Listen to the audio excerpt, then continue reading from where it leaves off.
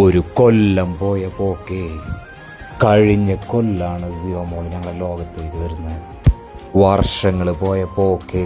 അങ്ങനെ സിവമോൾക്ക് 1 വയസ്സായിട്ട് ഞങ്ങളുടെ ലൈഫിലെ ഏറ്റവും പ്രധാനപ്പെട്ട ദിവസങ്ങളിൽ ഒരു ദിവസമായിരുന്നു ഇതെന്ന് ഞാൻ എപ്പോഴും ആലോചിക്കുന്ന ഒരു സംഭവമുണ്ട് ഘടികൾ. എൻ്റെ ലൈഫിൽ വന്ന മാറ്റങ്ങളെ. സിവമോള് ഞങ്ങളെ ലൈഫിലേക്ക് വന്നപ്പോഴാണ് ഞങ്ങളെ ലൈഫ് ഒന്നുകൂടി ബ്യൂട്ടിഫുൾ ആയത്.